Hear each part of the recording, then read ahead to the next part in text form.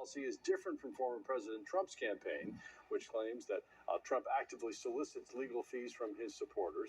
Trump's joint fundraising agreement with the Republican National Committee directs donations to his campaign and a political action committee that pays the former president's legal bills. Former President Trump and his lawyers are gearing up for his first criminal trial. Oh, see, here's another thing. The Democrats are above the law. Delay the trial. Jury select doesn't screen.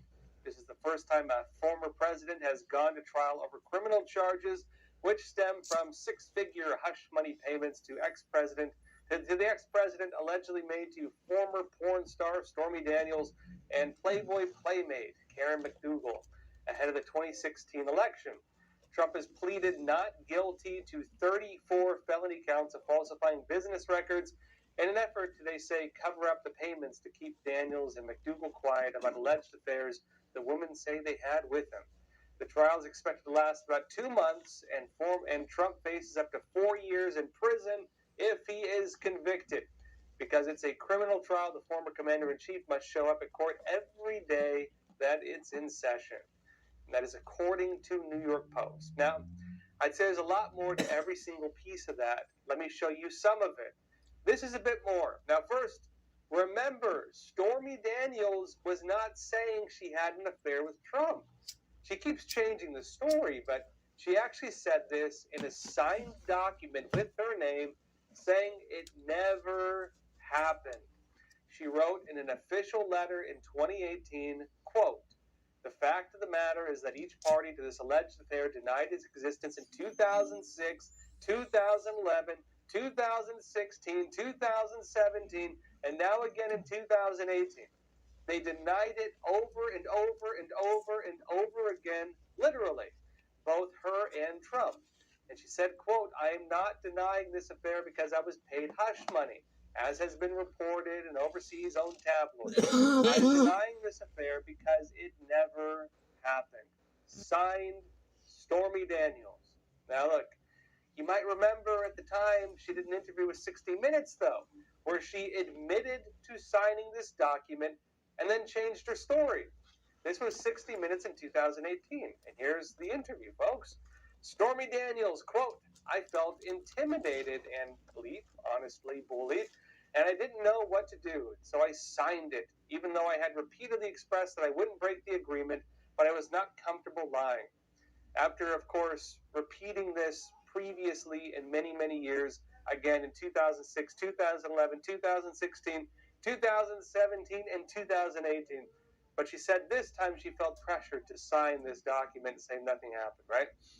Anderson Cooper then says this. She's lying. "How do we know you're telling the truth?" And Stormy Daniels says, "Because I have no reason to lie. I'm opening myself for you, possible danger and definitely a whole lot of expletive," right? Anderson Cooper says, "But there's a potential financial upside maybe. Somebody will want to write a book. Maybe, you can get on a bigger tour and make more money. Or maybe go on all these major left-wing news outlets. They're going to promote you and make you the biggest star in the country. A porn star, but a star nonetheless." Stormy Daniels says and then Anderson Cooper cut her off dancing. Stormy Daniels then says, "That's a lot of ifs. If I could also get shunned. I mean, I could automatically be alienating half my fan base right at this very moment." Now, look, in other words, she had a lot to gain. Fame, exposure, a lot of different kind of exposure. Stuff that she would not have gotten otherwise. And, of course, you do see that she's become a name known across the whole world right now. So there was something to gain, of course, but who knows? Who knows what the real story is? Again, she's changed the story multiple times, and she said publicly and affirmed and then signed a document affirming that nothing happened multiple years, right? She denied it over and over again, and then she changed her story. But either way, she's lying. She's lying about one side of this. She's either lying about what was signed and claiming she was pressured to sign it, right, or something else. But one of the sides of this, she's lying on one side. We don't know which. Now, that being said, at the same time, though, that's not really the issue here. Even if Trump did have an affair with Stormy Daniels or McDougal, it's not illegal. There's no crime committed in that, even though it's unethical. The big accusation was that he paid her hush money And then he allegedly falsified business records on it. Now, look, normally that would be a misdemeanor. It would not be a big charge. That would be very minor, technically. Not only that, but this is actually a misdemeanor if it was even a crime, a misdemeanor that was already past the statute of limitations, meaning under normal law, Trump could not be charged on this. But we've seen again and again in the legal attacks on Trump that they don't care about that. When it came to, of course, the rape charges and so on, which turned into, of course, him, of course, undermining this woman's credibility. The other charge that was also past the statute of limitations, and then New York changed the law to allow for a brief window where people could file charges based on older crimes. And because they actually changed the law briefly, Trump was able to be charged on that one. It's very similar in this case. Trump is being charged on something that legally he cannot be charged with. And even then, remember, it was rejected several times before when they tried charging him with it. But what Alvin Bragg did was took that misdemeanor that was past the statute of limitations, elevated the misdemeanor into a felony, and then turned a single misdemeanor into 34 felonies. Kind of the opposite of what they're doing in every other part of New York, by the way, where people are just in the revolving door and they're lowering felonies to misdemeanor, not elevating misdemeanors to felonies. In fact, there's even stats showing this, that Alvin Bragg and other DAs very frequently lower felonies to misdemeanors. Elevating a misdemeanor to a felony is almost unheard of, especially in New York. Now, Fox News legal analyst Jonathan Turry had a great take on this. Watch. Everything about this case is, in my view, legally absurd. You know, this case is basically a state misdemeanor that had run out on the statute of limitations. And Bragg was forced, after he declined for a long time to bring this charge, to do so. His predecessor rejected it. And so they took a dead misdemeanor and bootstrapped it into effectively trying a federal crime. But the federal crime here under election law was rejected by the Department of Justice. They didn't feel that this should be charged. So you have this crazy case that's going to go forward, and it's going to turn on the testimony of people like Michael Cohen. And Michael Cohen just recently had a judge call him a serial perjurer. And he's going to appear as the center of this case. Now, did you hear that name, folks? Michael Cohen. Now, that sounds familiar because he's been one of the people at the center of a lot of the Trump accusations. Michael Cohen is a former Trump lawyer, and he has, in fact, had issues with lying on many different cases.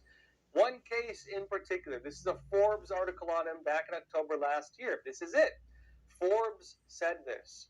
Cohen, who served as Trump's personal attorney and fixer prior to turning against the then president after pleading guilty to criminal charges in 2018, meaning, of course, his freedom kind of hinges on some of this stuff and his credibility, took the stand Wednesday after giving damaging testimony on Tuesday. They said, again, this is last year, in which he claimed Trump directed him and then Trump Organization CFO Alan Weisenberg to challenge the valuation of assets on financial documents in order to reach whatever arbitrary net worth Trump wanted for himself. Again, Cohen was one of the architects of the whole thing where they tried to, lower the value of Trump's properties in order to criminally charge him on that as well.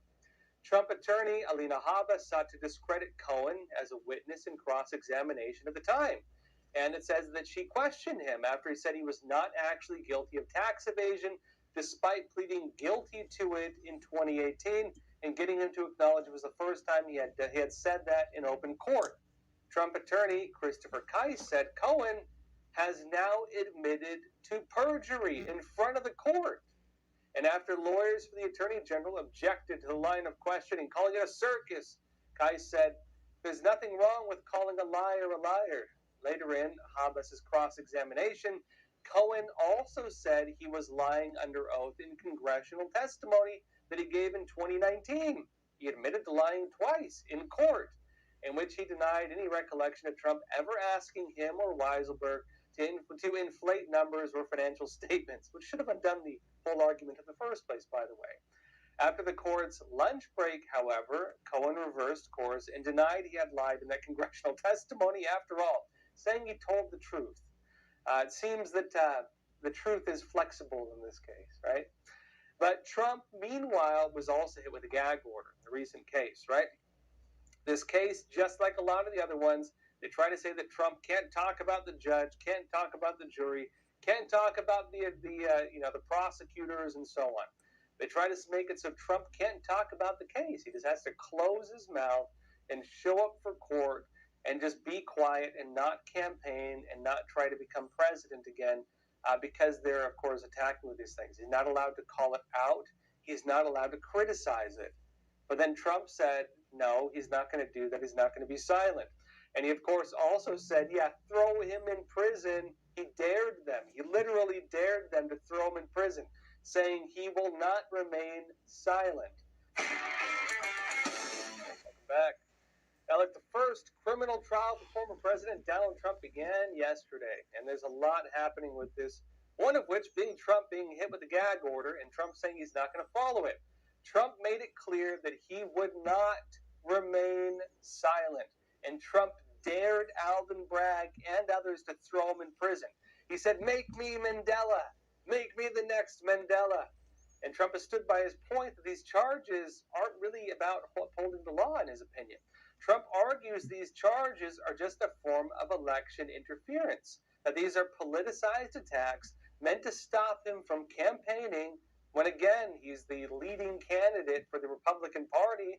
He's the, of course, nominee for the Republicans. He's representing half the country, and he can't campaign for 2 months because he has to stand trial in New York on a charge that was a misdemeanor past the statute of limitations that this corrupt, in my opinion, DA elevated into 34 felonies.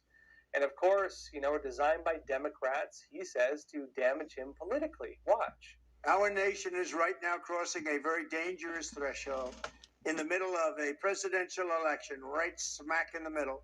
Crooked Joe Biden and his entire corrupt party are staging a show trial of their leading political opponent, me. And they want me to go on trial. It's totally crooked. It's totally corrupt. It's never been done before. In a completely illegitimate act of election interference, they're trying to jail their opposition as if they were Stalinist Russian or communist Chinese or Castro's Cuba or socialist The Democrats Venezuela. are scared. As you witness this Biden trial, I ask all Americans to remember that this is not just about me. This is about our country, and this is about you. Whether you're a Republican, Democrat, or independent, we should all be horrified by the corruption of the system of justice. What's taking place in our country has never happened before. They go after Biden's political opponent because he can't do it. He's weak. He's ineffective. He's totally out of it. He can't walk off a stage from a speech, and he can't put two sentences together. So how do you do it? Go after his opponent. This is Biden attacking democracy, a continuation of the greatest witch hunt of all time. Now, after this, Trump then goes on to list the other Democrat plots to lie about him and undermine his presidency. Trump notes that this is just the continuation of the same exact pattern that he faced before he was president. Since He was 2017. 2016, while he was president, when he was leaving the office, and now that he's trying to run again.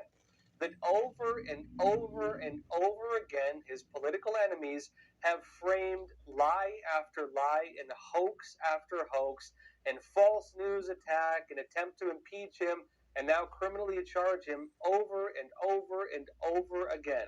Trump says this is just the continuation of that exact same thing. The only difference now is that his political enemies are now in office, hold the levers of power, and they're using the levers of power against him. Trump says that this is in line with the Trump-Russia hoax, where again the Democrats and it was again the DNC and the Clinton campaign falsified information. They got a former British spy, Christopher Steele, to go to unverified Russian sources, who then concocted a document, the PP dossier, I think people call it now, accusing Trump of having ties to Vladimir Putin and so on. It turned out the entire thing was fake. But they took that false information collected from unverified Russian sources, actual Russian disinformation, and then used that to try to prevent Trump from running for office, and then used it to try to impeach the President of the United States, knowingly using what was actual Russian disinformation to accuse Trump of using Russian disinformation. There was also the call Trump had with Ukraine on the quid pro quo allegations, when Trump was talking about reappointing the prosecutor who was looking into Hunter Biden, who Joe Biden admitted on stage during a speech that he had a hand in removing, meaning Biden was using actual quid pro quo by his admission on stage in front of an entire audience on video, by the way. And Trump, Yeah, I got a copy. Oops. one who got charged with that, and they tried again removing him from office. They tried to impeach the president using that, and so on and so on and so on.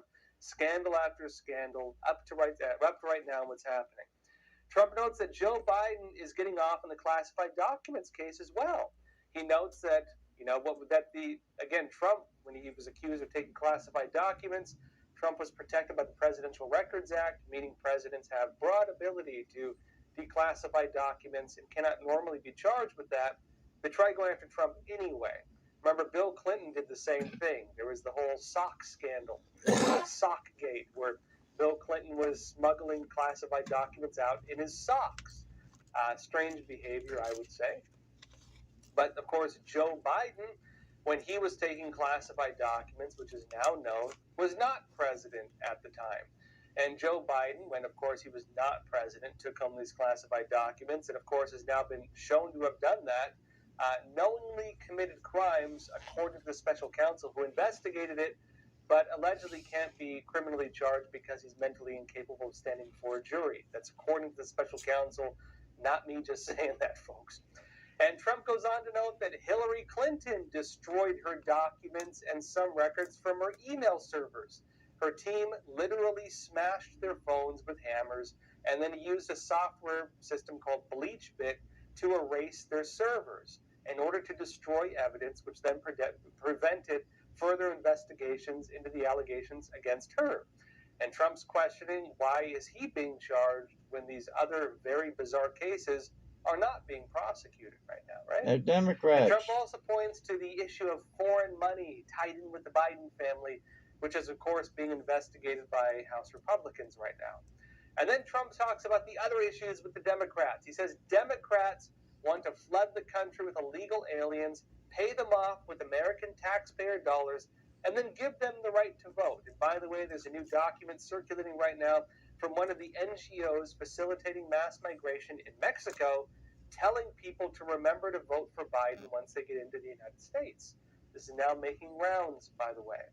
And Trump says as well, they want to phase out gas cars, force people to get electric cars, and so on and so forth, saying again that these people are crooks and they're trying to get him, and if he doesn't get in, this is what waits for us. And then Trump goes into the bigger problem of weaponized law and allegations that Biden's and his administration have been colluding together with the prosecutors or whoever else to create these charges against him. Now, remember, this is not just empty talk. All of these points have evidence backing up the claims. Take, for instance, the classified documents case I just briefly mentioned. Now, folks, remember, there was a special counsel appointed to investigate whether Joe Biden illegally took classified documents before he was president, meaning he would not have presidential protection under the Presidential Records Act.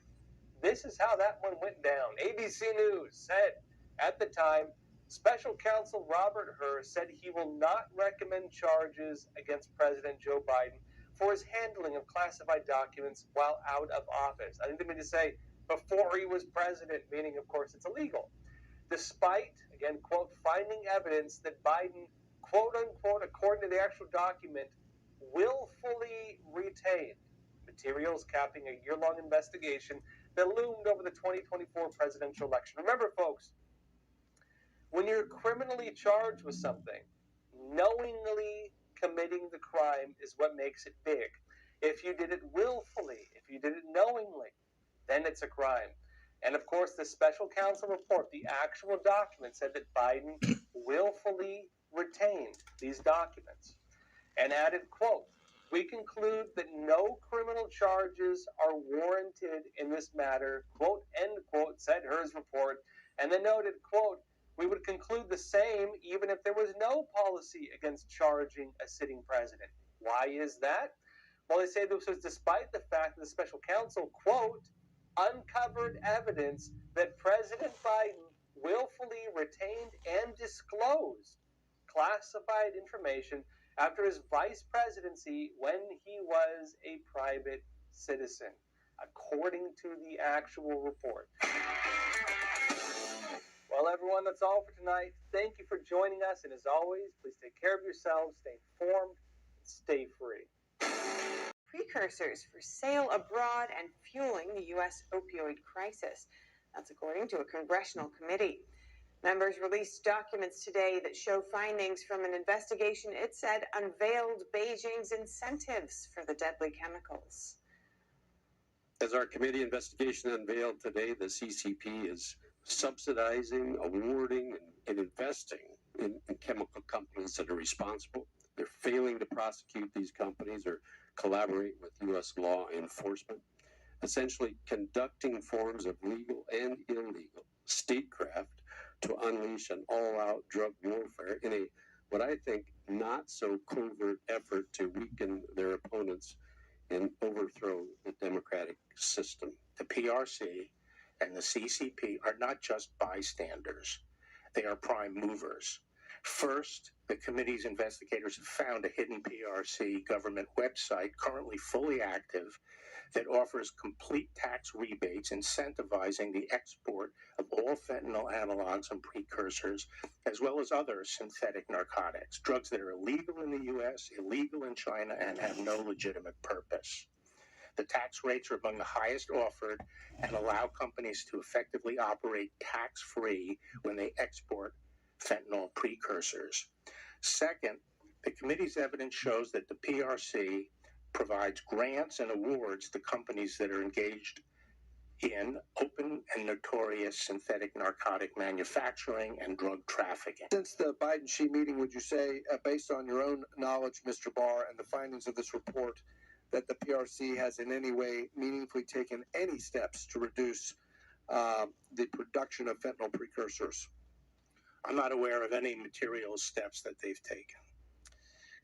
We will have more on this hearing in today's Capitol Report at 5 p.m. Eastern, 2 Pacific. So tune into that. Next